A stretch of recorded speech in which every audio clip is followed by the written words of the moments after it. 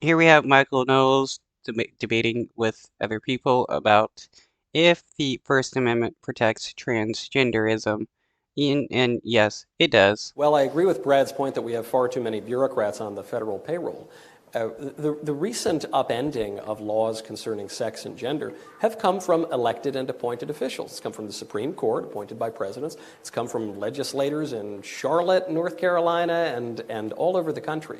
So it has been from representatives of the people and appointed officials who've been appointed by representatives of the people, and the people change their minds. That's one of the features of democracy. And so, unfortunately, the Supreme Court in 1973 decided that there were some imaginary right to abortion, and this error persisted for a long time. And then It's funny how he calls it imaginary, while he also claims that he has the right to his belief system, which wouldn't that not be an imaginary right as well? 49 years later, the court reversed that decision. In 2020, the Supreme Court made an error and decided to interpret civil rights law protections for sex as being protections for sexual orientation and gender identity, which ironically undermines civil rights protections for sex by allowing the men to play on the sports teams and go to the bathrooms. And so in this case, No, it doesn't. It's protecting people that are transgender. It doesn't undermine anything. It's just the delusion of Michael Knowles and his way of trying to make it seem like protecting transgender people is somehow bad. I know, Brad, you keep suggesting that I want this very narrow, authoritarian, totalitarian view. I don't. There are all sorts of questions where I'm happy to leave things pretty open. But on certain issues where only one side can establish its principle in society, we have to come to conclusions. And I would come to the conclusion that has prevailed for all of human history, not the one that cropped up 5 seconds ago. So I want to push a little. All of human history, yeah, trans people have existed throughout all of human history. So his idea that he's protecting or trying to reestablish what human history was is bullshit because he honestly doesn't know human history whatsoever. Little on what pressing on these questions and these distinctions means for kind of the stability of our democracy. Yep. Because it's one thing when losing power means, losing a little bit of ground on some parts of your agenda, the tax rates are set differently, more or fewer oil wells are drilled. And another thing when laws kind of seesaw wildly between administrations. Yep. We have the kind of the gag rule on abortion. It's one example of a law that just gets flipped on and off every time the administration changes, and it feels like more and more laws are in that all or nothing executive order thing. It seems to me that makes every election feel apocalyptic. Yes. We get more of the Flight 93 talk, right? How do you see a way out or through that, right? If people feel losing an election means losing ground possibly permanently, it doesn't seem we can live alongside each other at all. We've already lost faith in democracy, kind of regardless of where we draw the line when we're in power. This is such an important point. And the reason that you've seen this kind of radical polarization where now we go topsy-turvy every election is every election that we're able to win, for that matter. Yeah, every election we're able to win, talking about the right. The reason why it's such a change between each presidency is because, for the most part, left-wing presidents are all about trying to protect the rights of others, while right-wing presidents are all about trying to remove the rights of groups of people that they hate. Sometimes the Democrats rule for a long time. The reason for that is because we no longer have shared norms and standards. And so the very thing that I am arguing is a solution to this problem. The reason that our norms and standards have broken down is because half a century ago, leftist activists decided to upend our standards and norms in our culture, to say, To upend our standards and norms of our culture. People like Michael Knowles, all they want to do is um, they're kind of like the Amish in the sense that they want society to be uh, in a certain way, in that way forever. No changes, no progression or whatsoever.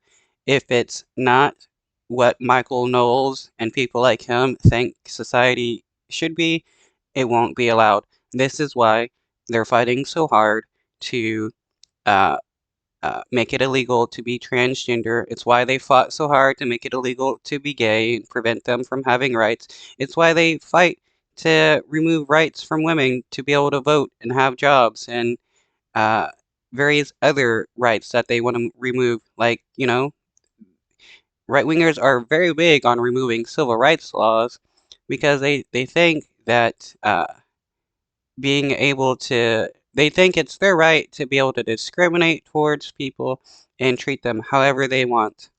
That having any standards or norms at all would be authoritarian and anti-American. And so what happened was the left pushed their radical new standards. In the 1950s, in the 1940s, you could read the Bible in schools. You could not read pornography in schools. Today, you cannot read the Bible in schools. You can, and in some cases, are assigned to read pornography in schools. No, no schools assign pornography to kids. It's hilarious how right wingers will define various books that they don't like that may have topics about gender identity, sexual orientation, or anything like that as bad. Yet they want people to read the Bible, which talks about genocide, rape, murder, and various other extreme topics that if it was in a left wing book, they would flip their lid over. Uh, these, in all honesty, right wingers are just crazy people. It's not a battle of more freedom or less freedom. It's a battle of what standards are we going to have, what taboos are we going to have. And so what happened, especially in the 60s, is the left knocked down all of the old standards. They insisted upon their standards in their place, and the conservatives lost the ability to even speak about standards, to even. Yeah, the standards of the 60s, what, when, racism was really rampant and women didn't have any, like, real rights whatsoever. Like, these right wingers want to go back to the standards of the 60s, 50s, 40s. Uh, they pretend they want to have like these moral standards to go back to, but in reality, they want to go back to the racism and the ability to oppress others. Speak about the good, the true, and the beautiful, the common good, what's true and false. And as a result, the left has totally upended things. But I think if we can reassert a sensible vision, then things will go less topsy-turvy. I'm going to indulge my nerdery for 1 second, then pose a last question to you two, then we'll take questions from the audience. Mr. Knowles, do you really think this is a question of the left pushing, or more of what Alistair McIntyre describes as just the losing, for many people, including conservatives, of a sense of where order comes from, till we don't have a language to speak together? Not one side putting forward new norms, but all sides nearly losing touch with what gives rise to their norms that they learned kind of habitually from their community without learning them from the roots up. Well, because I think you're blaming just one side here, and I don't know that I believe you on that. No, I blame both of those things, but I think one is a consequence of the other. If not entirely a consequence, largely a consequence. Why are people not in touch with the basis of order and truth? Might it have... Okay, what is the basis of order and truth? This is something he doesn't really, like, though he does constantly talking about like going back to a time where there was like morals and order and standards and stuff, but he doesn't explain what standards and all that he actually wants to go back to. It's all been extremely vague, and he's doing that so that his audience gets to decide what standards that he's talking about that they relate to as well. Something to do with the fact that left-wing activists booted the Bible out of schools? Why is it that people don't have a solid formation about The Bible? You can still, I mean, you can still take the Bible to school. I've taken the Bible to school when I was in high school. Uh, Teachers didn't flip out and like melt down and go into a rage fit over that. Uh, the thing is, teachers can't force students to read the Bible or to do prayers or anything like that. And this is what right wingers hate. They hate the idea of not being able to force their beliefs onto people. the grounding of our government and our public life? Might it have something to do with the fact that a judge decided that preachers can no longer speak about political things, that religion now has to be merely a private matter for the inner closet of your own consciousness rather than a matter of public life? To me, these are not separate questions. And I point to the left because they have been so conscious and intentional about this kind of a strategy, and because feckless conservatives bought on with the logic. You know, there's a line from William F. Buckley Jr., who's very important to this organization, that I always come back to from God and Man at Yale. And he was quoting a liberal, actually, who said it. And he said, "Skepticism has utility only when it leads to conviction. It's nice to have a big open society, but sometimes people's minds are so open that their brains fall out." Well, yeah, in some cases. But it's funny how, I don't know. It's just, Michael Knowles is just an idiot. Skepticism, yeah, people are skeptics. He's a skeptic when it comes to other people's beliefs. Uh, so, Poem is beautiful because of its limits and its constraints. We are limited beings, and so we can't be all things to all people, because then we're not anything to anyone. Can I just hop Yes, in you and may. say I something? gave him a bit of time there, yes. Yeah. So you say that you want the truth, the freedom to speak the truth and the good and the beautiful and everything else. But at the same time, I mean, you'd toss up and rip I feel bad for this dude. He looks kind of like Ben Shapiro in a way. I kind of thought this was Ben Shapiro, and when they kept saying Brad, I'm like, isn't this Ben Shapiro? But like, though I'm glad there are people that will debate against Michael Knowles and stuff. Honestly, don't know if he is or for transgenderism and thinks that the First Amendment protects it or not. Let's see what he says. up the First Amendment to stop drag queens from reading books to kids. The First Amendment doesn't protect that. It does. It doesn't. The First Amendment, from the beginning of our country, has not protected whole scores of speech. Obscenity, notably, in It this is case. not obscene if it's so. First of all, you could ban all sexual performances, drag or not. Yeah, okay. Brad should ask Michael Knowles how dressing and clothing is obscene and how reading to kids is obscene, because Michael Knowles wouldn't have any issue with a dude that had a shirt saying, I eat pee, 24/7, reading a book to kids about, some straight cis Chad dude scoring chicks 24/7. You know, Michael Knowles would never have an issue with that because it's straight guys talking about straight sex. Not from having minors, and I would support that. But to have a fully So clothed, you'll shred the First Amendment? no, that is obscenity. There's a very okay. clear standard of Great. what obscenity I'm glad is, we and a agree. fully clothed person, not who is simply dressed in the attire of the other gender and wearing makeup, reading books to children, is protected by the First Amendment. Brad, for much of our country's history, cross-dressing was illegal throughout We the had the country, including in Yeah, for a large part of our history, women having bank accounts was illegal. Uh, Black people having the ability to, be free was illegal. So should we uh, just have our laws based upon what was legal back in the past? San Sedition Francisco. Acts. We by the had way. slavery just because we didn't always live up to We the still values. are part of the Alien Sedition Acts. That's But they're a not matter for another enforced. time. But so I'm saying just because we had things in the past doesn't mean they're actually consistent with our rights and values. I suppose Okay, I'm glad Brad said the same thing that I did. Yeah, just because there were these laws in the past doesn't mean that those laws were actually good or that we still need to have them now. It used to be okay for a husband to rape their wives because spousal rape wasn't considered to be illegal until, eventually there were laws against it, and now it's still considered rape. If your husband, or if your husband, rapes you, it's still considered rape, even though it's your husband.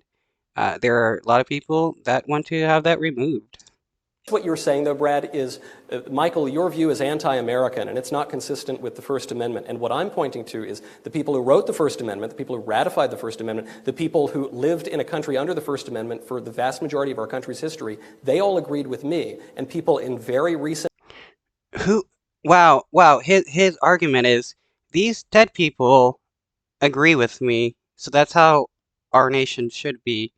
Okay, so somebody who supports slavery could be like, yeah, George Washington supported slavery, so that's why it should be legal to have slaves. Benjamin Franklin supported uh, child rape, so that's why child rape should be legal. He married a 16-year-old. That's a child, and that's rape.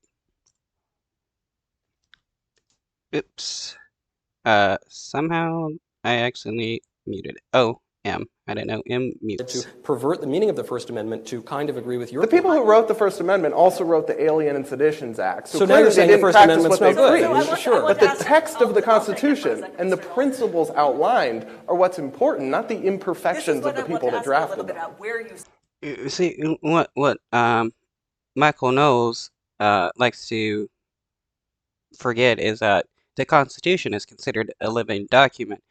The Constitution was also created so that it can be amended, changed, and updated as time goes on. It's not supposed to be this solid rock of laws, and that's how it always supposed to be. The only reason why he wants it to be like that is also is somewhat based upon religion, and that his religion is static, and that's how it's always supposed to be, though a lot of his beliefs is based around religion. He honestly doesn't care about the First Amendment whatsoever, or if people have free speech or not. It's all based upon um, if people are following his religious belief and how society should be. see those principles and what they lead to. Because I think there are two ways to interpret what we want out of free speech, and I know which side Mr. Knowles stands on, so he's not getting the questions. One is that free speech, open discourse, is a good in and of itself, possibly to avoid coercion or too large a government that would be needed to suppress speech. But the other view, which is the view I know Mr. Knowles holds, so he's not going to need to respond to this one, is that the reason we want freedom of speech is to arrive at truth, in the same way that we want peer review in scientific journals, not so that there's ultimately a panoply of voices, but so that by hearing everyone out, we wind up with one voice speaking one thing that is true.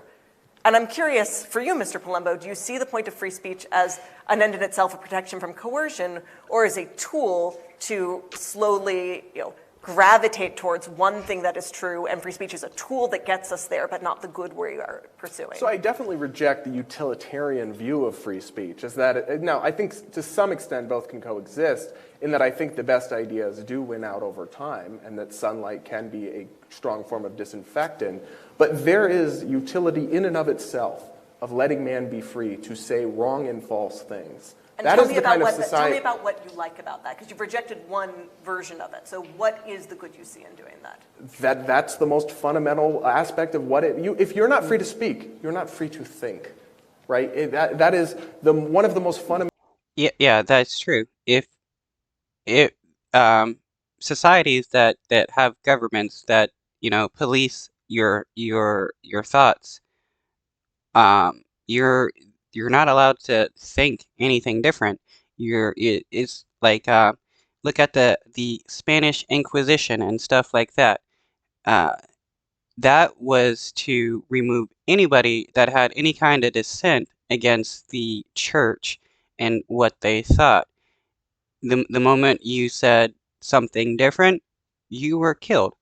You did not have the freedom of thought.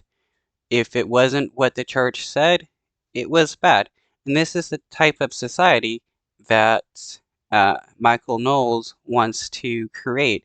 A society where your thoughts can be considered criminal. Fundamental things about humanity is And being. I'm going to press one more time, just because for the interest of time, I'm going to do it more briefly than I know Mr. Knowles would. What is the good of being free to think?